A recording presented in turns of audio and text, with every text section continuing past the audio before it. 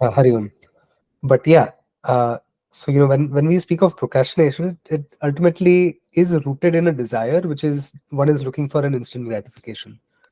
And there's nothing wrong in fulfilling desires. The only problem with procrastination is that the thing that you need to do is put on the back burner, and everything else that one doesn't need to preoccupy oneself with in the present moment, that takes priority, and it just builds that debt. Like there's there's a long term debt and there's a short term debt. So let's say, if I can say from my standpoint also that I've been in my career for like I think 10, 11, 12 years, something like that. And uh, if you don't keep up with the technology, there is a technical debt that's involved. Or if a corporation doesn't keep up with the technology, then the corporations also inherit, or accrue rather, technical debt, and then you have to resolve that. If you delay your finances, then again, there's a debt that's accrued over there, and that debt is the opportunity cost of not having invested well, or not having made hay while the sun shines, and not having made a good professional path for oneself. And so the cost of procrastination is always in the future, and that's a problem, because usually we are short-term creatures. We all are. I struggle with procrastination a lot. Like, I'm getting better with it, I would say just in the last few weeks, maybe little better with it. But procrastination is a disease. It's a problem, and oftentimes, I'm not saying always, but oftentimes it's driven by anxiety. It's avoidance anxiety, which is that one, and I can see this, and it happens to me a lot, right? Which is, there are certain things, and I discovered it more recently, which is that certain things made me anxious about life. Certain things made me anxious about work, about a lot of things. And so we usually try to put off doing those things, confronting those things which make us anxious. And that results in procrastination, because you have to fill that space with something. And one usually thinks that if I ignore it, or if I brush it under the carpet, it will go away. But what happens when you have to ultimately deal with the matter, or whatever it is that you've been procrastinating on? It feels terrible, right? Because now, if initially you had to scale like a 2 or 3 inclined slope, now you have to climb up a mountain, because the load of whatever it is exactly the same. But now the time scale is shortened. And so now you have to put yourself through a complete, you know, crisis to get things resolved, to make progress, to deliver, whatever it may be. So, one of the ways to overcome procrastination is by recognizing what you lose by procrastinating. The value for the thing that you lose through procrastination will typically instill some engagement on our part, where we'll begin to make a contribution and move in the direction that one needs to move towards. Another way to really overcome procrastination is just fake it to make it, which is, you know, I I read somewhere, and it's true. It's not something that you read, but it's something we've all experienced, right? Which is 50% or 60% or some arbitrary percentage of the problem is getting started. But once you get started, it's not as difficult as we made it out to be before we tackle that issue, or before you work on a problem. So fake it to make it is a very good panacea for procrastination, which is, if you've been putting something off, don't wait for your mind to come up with a desire to do it. Do it as your first instinct, and then in the process of doing it, you'll find that it's not so tough after all. It's not so anxiety inducing after all. It's straightforward. It's easy. And so I tried that a few times, because more recently I've been thinking that I don't think I'm in the career that I wish to be. I'm not suited in in this field, to be in this field and such. And I was just thinking through, like this kind of semi, not exactly, well, I suppose midlife crisis. I'm 37, so I guess I'm getting up there, middle age. Um, but at some point, once you've reached a certain phase in your life when you are responsible for family, and you're responsible for your own future, and now you have to think about your parents, you have to think about your kids, you have to think about yourself, you have to think about your spouse, you have to think about so many things. You start questioning your choices, and sometimes you start doubting yourself, and all of that ultimately just results in delaying action, because the more you delay doing things, the worse it gets. And so, we all get stricken by this analysis paralysis, right? Which is just overthinking and over extending a certain situation into the future. That these are it's kind of like that Avengers movie, Endgame, where or Endgame or Infinity War, I forget, one of the two, Infinity War, where Doctor Strange is going through these, billions of permutations of possible futures, and that's not healthy. It's not a superhero power, because if we had that kind of thinking, we never get work done, because you're always thinking through what can happen, what may happen, what should happen, blah blah blah blah blah, and then we forget to live life. Life is what happens here and now in this moment, and life passes us by moment, but we just keep thinking about the future, and we delay the inevitable, which is to do what needs to be done. That's procrastination. So just to recognize what one loses as a consequence of procrastinating, like that itself is a great deterrent to procrastination. And just getting started, that's the second one. If these two things are accomplished, I think procrastination will just go away on its own. And also address the cause, because like, honestly, like last week I suspended satsang. I was telling you guys that I needed to work on something. This is what I needed to work on, which is figure it out, like figure some things out for myself, like, where exactly am I oriented in life at this point. And I didn't feel quite honest or sincere in the satsang session, like maybe 2 sessions ago. I felt that, okay, I'm saying certain things, but I'm not really living the life that I wish to lead, the life that I'm trying to convey as an ideal.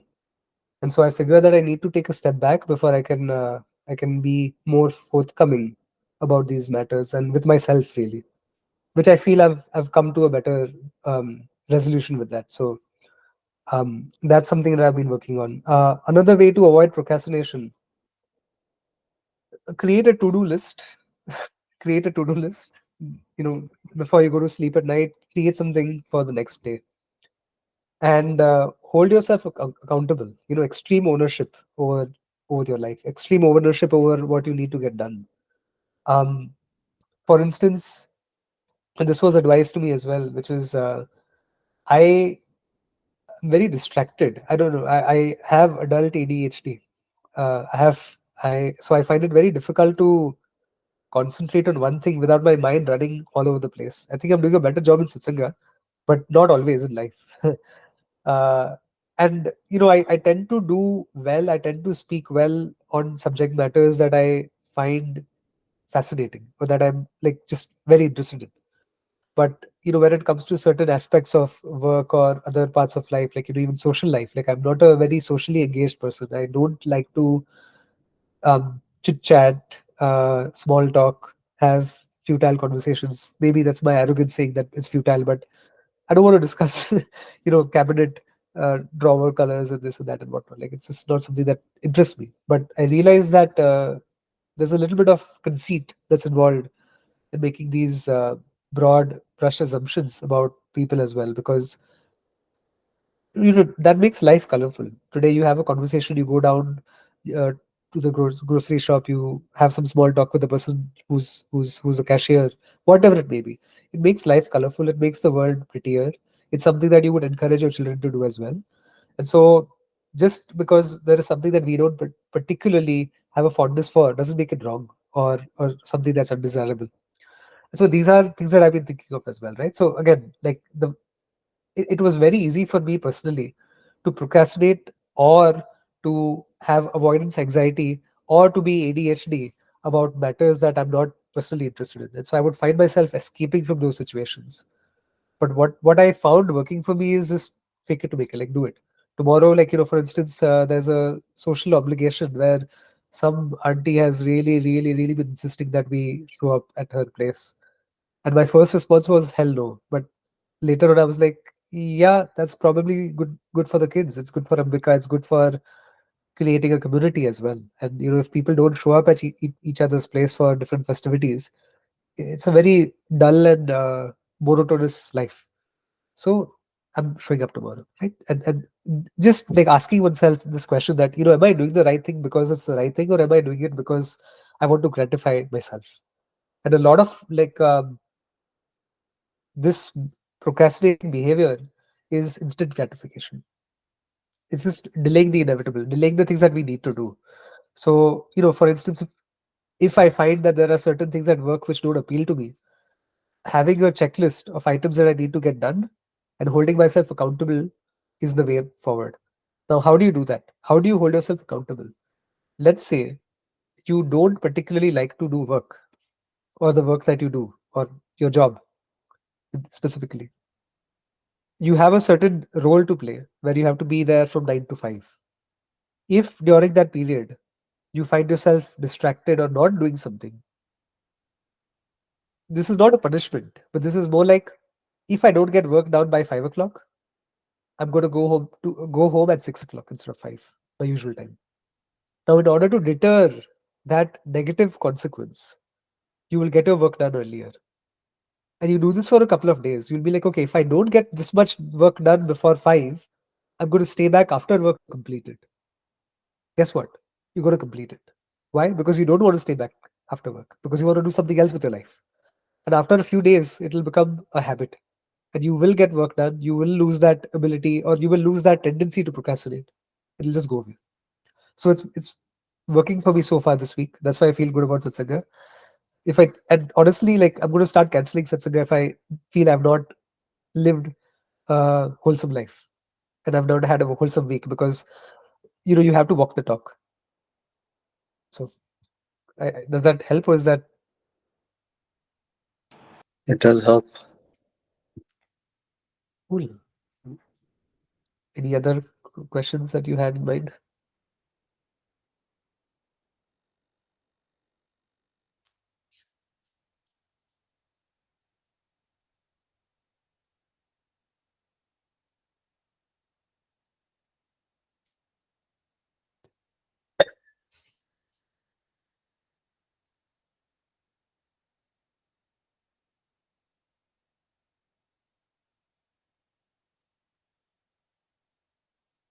I was going to say crickets, but Yeah, so this is a question. How does one feel to be at home with oneself? I wouldn't know. So honestly, Oh. like, I wouldn't know. This is why, like, I'm just an assistant over here. But this is the question that one would really ask Pujya Swamiji's family ji, great Mahatmas in our tradition. And I can say why. Like, I can give the textbook answer, but it's something that you have to really live. We've all had moments, so I can't completely deny that. There have been moments in my life, and I'm sure in all of your lives as well, where you have felt at home, and very complete and whole and full with yourself. Not full of yourself, but full with yourself. And those moments typically happen when the mind is not perturbed by worries about the future and regrets about the past.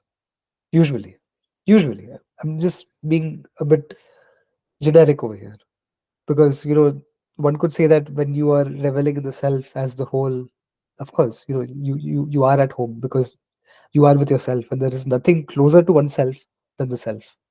That is what being at home is all about. But just at a very generic, day to day level, for any person, any listener, doesn't have to be a Vedanta student. Most of our time is spent, if you have this loaf of bread, which is all of the events of time, and you have these thin slices of moments, we are living on every single slice except the now. That's the problem. It's either in the past that, oh no, what did I do? Oh no, what did that person do to me? Oh no, why didn't I do this? Those three things about the past. Future, oh no, what will happen to me? Past, future, all issues. But the present is that I simply am.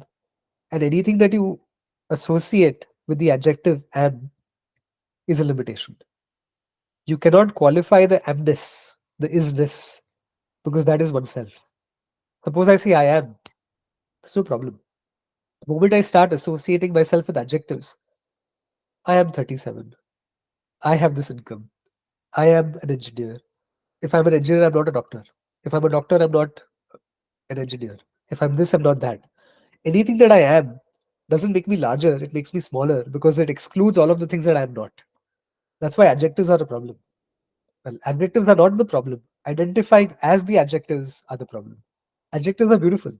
Adjectives make the world colorful. Adjectives, beautiful. The whole world is an adjective upon the self, which is the only thing. It is a noun. The am that I am is the noun, and all that I think I am are superimposed adjectives upon that noun. That's the beauty. And this noun is all that there is. There aren't multiple nouns, but there is only the noun, and that is is. Now, is a very peculiar word because it is both a verb. I mean, it is an English verb, right? Is, was. You can conjugate is, but there is also is from the sense of being existence itself, and so therefore it is also noun. So when we talk about the self, aham asmi, I am, sada bhami, always shining. The most basic verb that you can have is the word verb is. There's nothing more basic than is. Everything else sort of becomes an adverb of sorts, right? I am running is associated with the act of running, but then you can stop running. I am working, but then you can stop working. I am sleeping, but then you can stop sleeping. So every other verb has a beginning and an end. But when you talk about the word is, the verb is, there's no beginning or end to it. It is a very pure verb, very pure because there's no association that it has or limitation that it possesses. And same way when you talk about, uh, you know, consciousness, you can't get more basic than that. You can be conscious of multiple things. I am conscious of this. I am conscious of that. I am conscious. That's it. There's no association with it. And this is the most basic self. In fact, this is the only self. There's no such thing as basic or non basic self. And to be attuned to this knowledge, to know oneself at the level of recognizing what the self is, and to be able to dwell in that fact, because it is a fact, it's not a theory. That is what it means to be at home with oneself. So I can explain it, but it takes a certain jnani to know what it is to have that lived reality. I won't call it an experience because it's not an experience. It's a reality verb. Is a reality word. Consciousness is a reality word. It's a reality word because it describes what it doesn't describe. It doesn't define. See, I'm very picky and about languages. I don't like being loose about words and how they are implemented. And so when we say that, even in English, when you use the word is, asti, asti is what you say in Sanskrit. Asti is also a verb. But now consciousness can have some um, derived meanings, projected meanings. One can say that, okay, a person is conscious or they're unconscious. So consciousness cannot be very basic because you can stop being conscious. But then that is not the consciousness we are talking about. That is a very medical jargon, right? That he is conscious, he's unconscious. I bopped him on the head, now he's not conscious anymore. No. This consciousness here is that in the presence of which all that there is known. If I am not a conscious entity, then I cannot know anything because in the presence of myself alone can I be conscious of other objects, including the fact that my mind is now conscious, that I am conscious of my thoughts, so on and so forth. So, what people talk about the word conscious versus unconscious, they're really speaking in terms of alert versus not alert. This person is alert, this person is not alert. That's what they mean. And this person has come to because I poured water on his head and he had fainted. Now he's back. But you can't say he's conscious again. You have to say he's alert. He has always been conscious because consciousness is simply. No, it's again very peculiar language, but it's the best that we have at this point. Um, the word that you'll use in Sanskrit is bhami, which means to shine. So again, the word shine is also very nice, beautiful verb. It's a beautiful verb because running, eating, sleeping, all of these have more to do with secondary functions of a living being. You can do or you cannot do. But when you talk about the sun shines, the sun is shining. It's a verb. Shining is a verb. But there is no activity involved in the act of shining because it is the very nature of the sun to shine. That's the beautiful part. So consciousness, that I am conscious, is not an action. It's not a verb. It's not an act that I perform. There is no agent of consciousness who exercises consciousness. Rather, there's no conscious agent who exercises consciousness. Consciousness is one's very nature, just as shining is the sun's nature, just as accommodation is space's nature, just as the flow is time's nature. Everything has a certain, uh, what do you say? It has a nature associated with it. That is its swarupa. And everything else has a quality associated with. That is the guna. The guna is ever changing. The swarupa is the constant. And that is what one is. And so to be at home with oneself is abiding in this reality that one is. But to abide in the reality that one is, one needs to first recognize what that reality is. And to recognize that reality, one needs to do Shravanam. So now, rather than speak about what it feels like or what the experience is like, which only great Mahatma can really say, but what we know through the Shastras, what the Mahatmas have spoken, what my teachers have said, is that you feel as full as the ocean. If you add a bucket of water to the ocean, it's not going to become any larger. But if you add a bucket of water to your bathtub, the level will rise. So if our minds are like bathtubs, then the buckets of water are like, fleeting moments of happiness that you either add or you subtract. But for a Mahatma, there's nothing that's going to make the person any fuller or any lesser than they are, because they are complete. That is what it is to be at home with oneself. And so these examples have been given in Shastra, that it is the sense of wholeness that one has. And the way to get there, really, that's important, which is Shravanam. Of course, Chitta Shuddhi is a requisite, but Chitta Shuddhi simultaneously with Shravanam, Karma Yoga and Guru Vachanam. Those two things are the deadliest combination you can have. Listen to the words of the Guru as they teach and continue to live a life of Karma Yoga. Work on procrastination, because procrastination keeps us from being a Karma Yogi. Another way to kill procrastination, again, these are all auto suggestions to myself also. It's not just like spouting some wisdom to the group, but it's something that I try to follow, and I'm struggling also at times, which is think about Karma Yoga as an offering to Ishvara. When you offer something to Ishvara, you only offer the best that you have, not the worst that you have. You don't want to give, there's this example in the Kathopanishad where the Chiketa, right? Yeah, his father, this is whole story about gifting an old cow and such. And the cow cannot give milk any longer. But then that's not a gift. You're giving some uh, animal to somebody as a gift, but the animal is as good as useless. So that is not a way to really flatter or to really reward somebody. In the same way, like, if you have to give the best that you have, you cannot give anything less than you are. And so to be able to project myself out of this world as the very, as how shall you say, as a very offering. I myself am the offering. And as the offering that I am, I'm offering what little I can. When I make myself, my whole life itself an offering, then you don't have to worry about those individual offerings anymore, because everything that you do is an offering. It is from that attitude. And then a person who has that attitude of Karma Yoga, Ishvara, Arpana Buddhi, will not be able to procrastinate, because you don't want to offer that procrastination to Ishvara. Because think about it, that anything that I give out into the world, it is falling at the feet of Bhagwan. Can I give out anything less than I am? Cannot. Can I give out anything less than I'm capable of? You cannot. So you will always give your best. Um, that matters a lot for sure. And there's this military person, I forget his name. He has written a book called Extreme Ownership. But I know this because I was speaking to my manager yesterday, and he has a military background.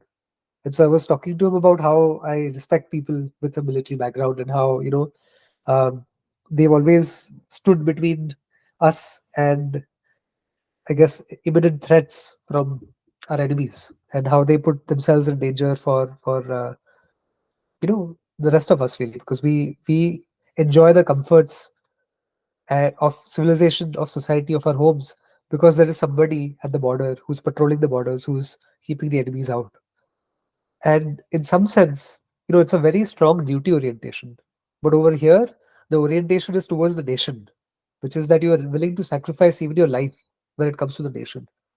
But if we reflect on our own lives and the lives that we typically lead, we are not making any sacrifice. That's noteworthy. We are going to work is not a sacrifice because we are ultimately going to feed our family. I was reflecting on this yesterday, right? Which is there's this slogan in India. I don't know when it got popular. Somebody must have heard of it. Jai Jawan, Jai Kisan. Suna hoga. I don't agree with it. I think you should salute the military man, the army man, or the navy or the air force, whatever. Somebody in the military. I don't think there's anything special about farmers because at the end of the day, the reason they are toiling in the farm is because they want to feed their family. If you ask a farmer voluntarily to choose, do you want to become a farmer because you want to grow crops for the rest of your country? He probably wouldn't want to. Most of them do it because there is a need to do it. Nobody grows up and says that, oh, one day I'm going to become a farmer. Nobody does. But the people who fight battles, who protect the nation, they do have that desire that one day I want to serve my country.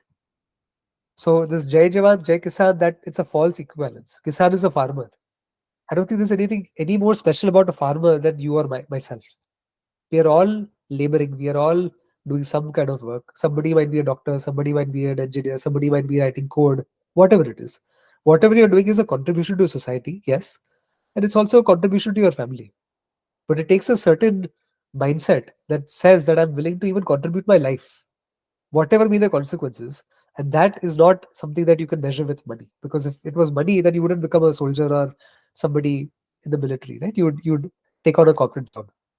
So that same aptitude, I'm saying that if we were able to have the same sentiment that a soldier has towards the nation, if we had that towards Bhagwan, whatever I do, my whole life is in your service alone, that would take us to the next level of adhyatmic evolution. So this is what I mean by extreme ownership, the title of that book, that take extreme ownership over your life, over your responsibilities, but know that you're not serving yourself, you're serving a greater good. And everybody needs a certain greater good, a certain ideal to reach, to match, to contribute towards. And if that ideal becomes ourselves, then very soon we will devolve into self-gratifying beasts. We'll be no better than animals. So having an ideal to serve one's family is better than saying that I want to gratify myself alone. And then, of course, even greater than the family would be serving the society, serving the nation, serving the world, serving Ishvara. That is the greatest of all ideals, serving Ishvara. Because as you go outwards and you extend the rung of responsibilities, it starts with the self. Yes, you have to be responsible for yourself. You have to take care of your personal needs as well. But we cannot begin there and end there as well. We have to extend that circle of contribution. And so the next circle of contribution would be the family, and then the community, and then the society, the nation, the world, the whole universe, Ishvara. And when you contribute yourself to the cause of Ishvara, nobody is excluded. When you contribute yourself to your own cause, not as the Atma, but as this individual, Prashant, or whatever it is, then everybody is excluded because all I care for is myself. But when that self has changed in its understanding of what the self is, and now when it serves the cause of the Atma, which is myself alone, which is my true self, which is who I am, then you cannot exclude anybody because there is no second Atma, there is only the Atma. And in that Atma, all that there is, including Ishvara, is. This is beautiful. So I don't know how this particular response came from where we started, but it all ties together. Any other thoughts, questions?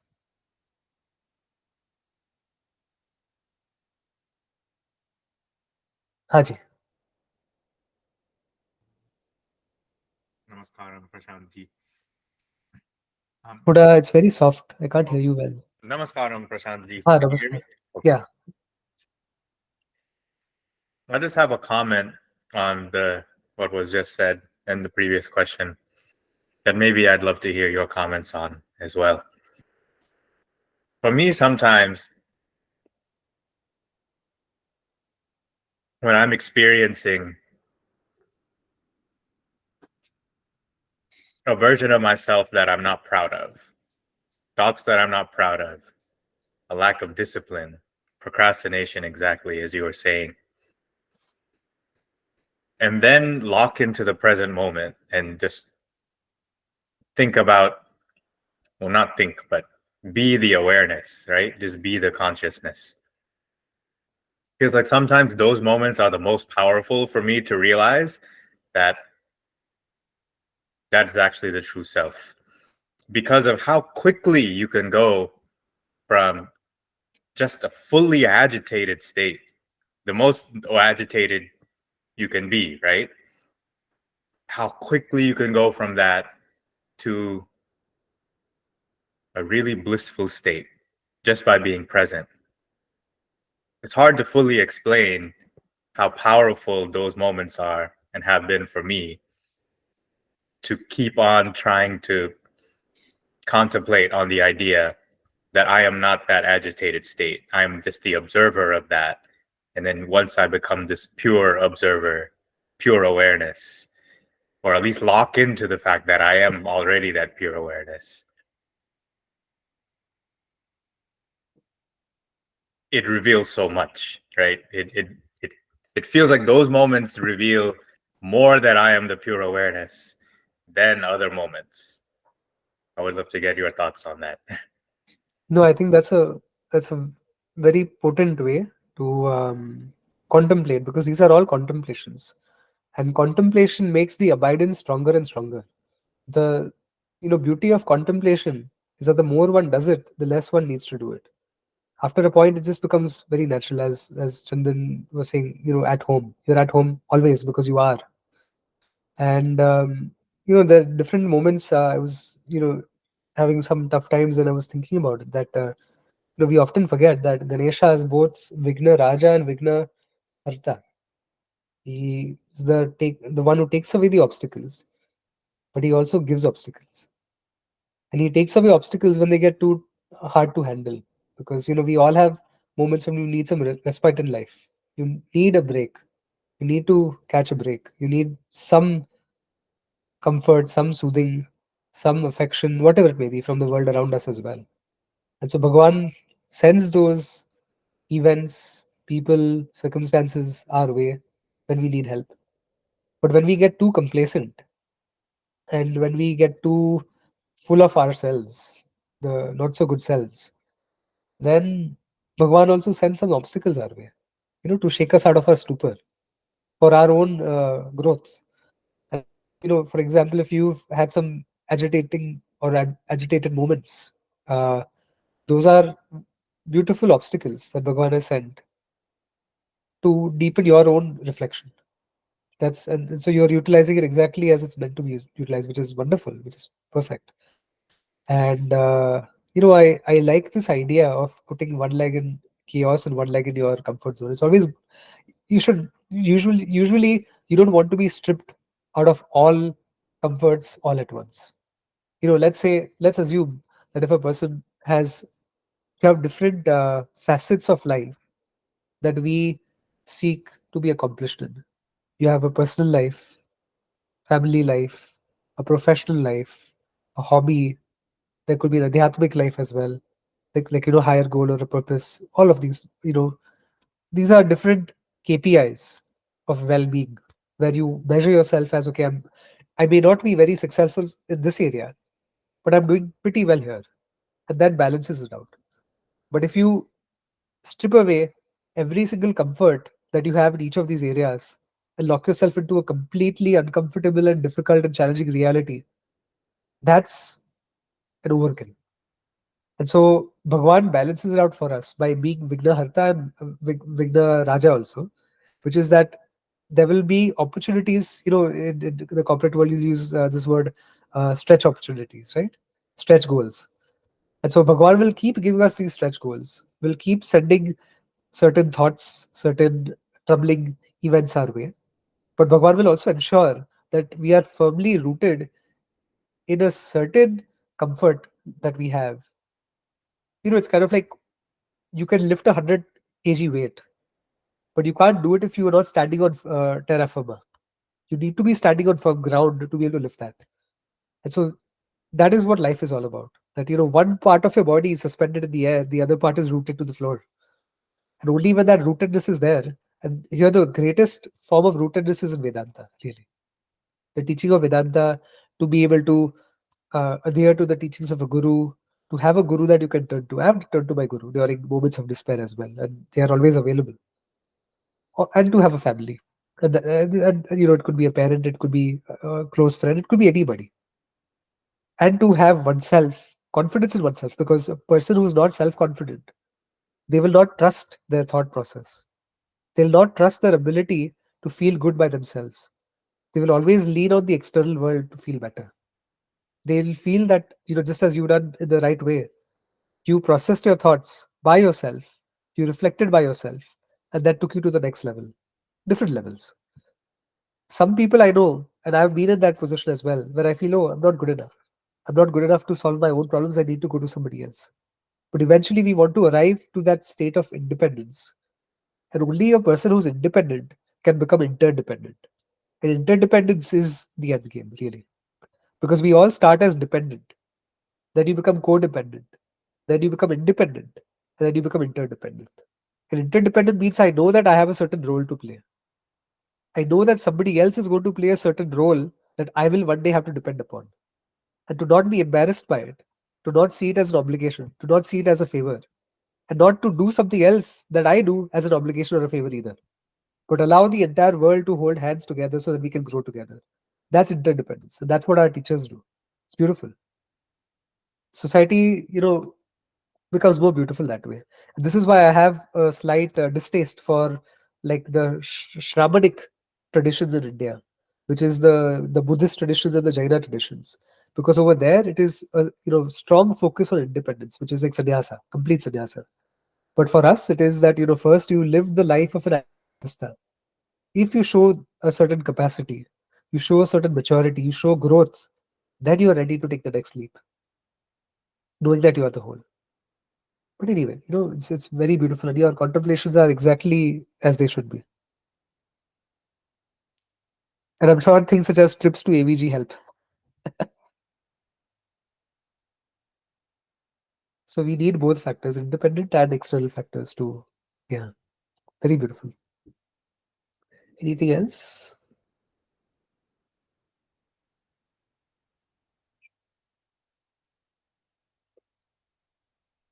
Chandan, I see you are having some potential questions as you go through your files. I can see the reflection.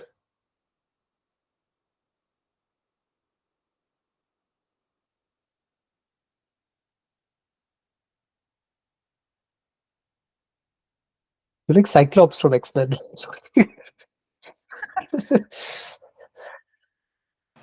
No, I don't actually have any other questions. Okay, no problem. Wonderful. So this was a good session. I know we didn't really go over the Gita, but I figured let's take a bit of a pause and go over anything that people have. And next week we'll continue with the 6th Dhyana Shloka of the Bhagavad Gita. And I don't expect any hiccups or cancellations as such. But 1 second, I'll just close off with the Shanti Mantra. Om Purnamadav Purnamidam Purnat Purnamudachyate Purnasya Purnamadaya Purnamevavashishyate Om Shanti Shanti Shanti Harihi Om Shri Gurubhyo Namaha Harihi Om. 1 second.